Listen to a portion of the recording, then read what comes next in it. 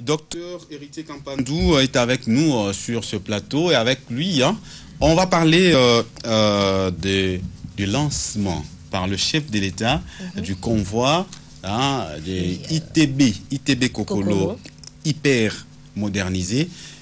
Docteur Héritier, bonsoir. Bonsoir. Vous êtes, je rappelle, jeune kabyliste. Vous êtes président d'un regroupement qui met ensemble le jeune kabyliste. Vous soutenez donc les actions du président de la République, Joseph Kabila Kabange.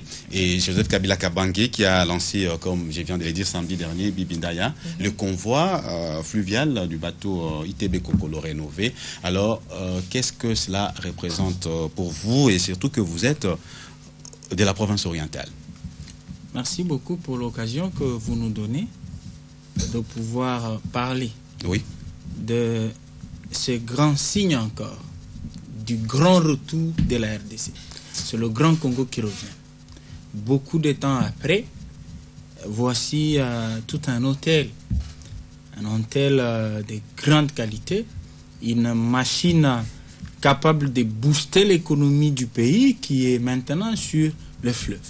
Une fois de plus, le chef de l'État mérite des félicitations et les remerciements de toute la population de la République, pas seulement de la province orientale, parce que après avoir mis beaucoup d'accent sur les routes, qui ont certainement boosté beaucoup de choses, qui ont permis aux gens de circuler, de pouvoir transporter ce qu'ils sont en train de produire, le président de la République a encore, avec son gouvernement, fait beaucoup d'efforts pour que nous puissions avoir une compagnie aérienne. On venait de nommer le DG de Congo Airways. Maintenant, c'est le fleuve. Et là, c'est quelque chose de très formidable. Donc, le sentiment que nous avons, c'est un sentiment de satisfaction parce que il en va de l'amélioration des conditions de vie des Congolais.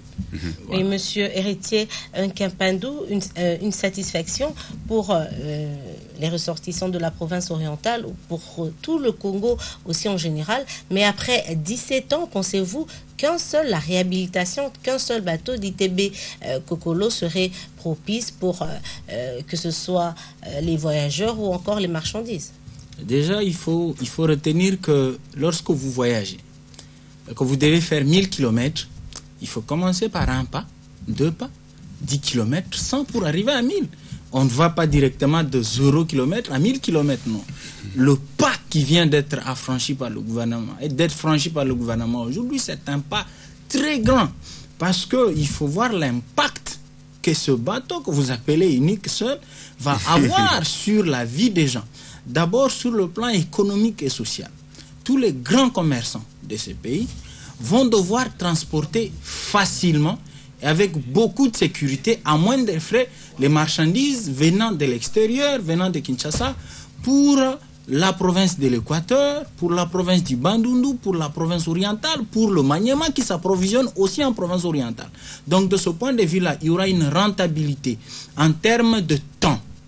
Il y aura une rentabilité en termes de coût de transport des marchandises et donc il y aura trop de bénéfices pour ce commerçant qui sont le grossiste et ainsi que certaines sociétés qui vont utiliser cette grande capacité qu'a le bateau Kokolo de transporter en une seule fois beaucoup de marchandises. Mais après cela, il y a ceux qui sont sur ce point-là, à Mbandaka, à Isangi, à Kisangani, à Bolobo, partout là. Ces gens-là vont devoir acheter à moindre frais.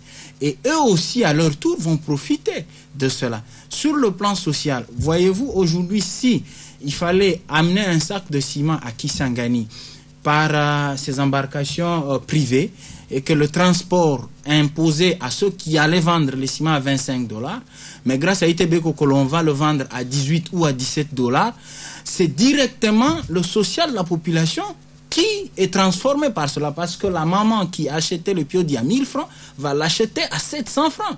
Cette maman qui a vendu le maïs, qui a vendu les arachides, qui ne pouvait pas avec peut-être 3000 francs au niveau de Kisangani s'approvisionner des cahiers de bonne qualité qui sont fabriqués par Beltesco ici, qui sont envoyés là-bas, va le faire. Donc, sur le plan social, il y a un impact solide. On va vous remettre la facture. Hein. oui, docteur Héritier, le bateau ITB Kokolo est certes réhabilité, mais il y a un autre problème, c'est les suivis, l'entretien. avec la mentalité qui est nôtre, vous pensez que ces bateaux-là mettront longtemps? Mais je crois que vous avez déjà l'expérience ici à Kinshasa par rapport au transport urbain à Kinshasa. Je crois qu'il y a peu, avant l'avènement de Transco, Esprit de Vie et autres, les transports urbains ne se faisaient pas de la même manière qu'aujourd'hui. Donc il y a aujourd'hui un chantier important qui a été attaqué par le gouvernement, l'initiation à la nouvelle citoyenneté, c'est-à-dire qu'on transforme le mental du Congolais. Vous ne verrez pas des gens debout dans les bus Esprit de Vie. Je crois que c'est la même mentalité qui sera transposée aussi au niveau des ITB Kokolo, parce que c'est des emplois directs qui sont créés là-bas. Il y aura beaucoup de matelots, il y aura donc tous ceux qui travaillent pour maintenir ce bateau-là à l'état. Je crois qu'ils sont conscients de cela et ils doivent faire l'essentiel pour que nous ne puissions pas régresser, mais qu'en plus d'ITB Kokolo, il y ait un plus grand encore qui puisse arriver pour pouvoir aider à ce que les choses aillent de l'avant. Oui, docteur Héritier Kampandou, merci d'être venu. Le temps nous imparti touche à sa fin. Nous aurons encore besoin de vous, l'un de ces 4 matins, si pas demain après-demain. Nous allons faire revenir pour que nous puissions parler du bien fondé de ces bateaux hyper modernisés par le président de la République, Joseph Kabila Kabange.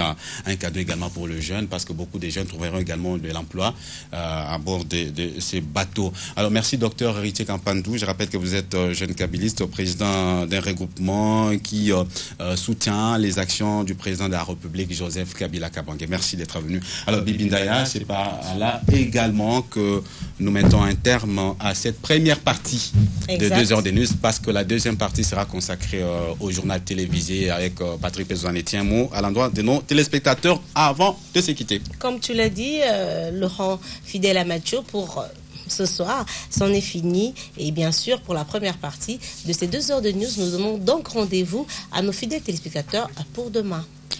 Voilà, d'ici là, portez-vous bien. Au revoir.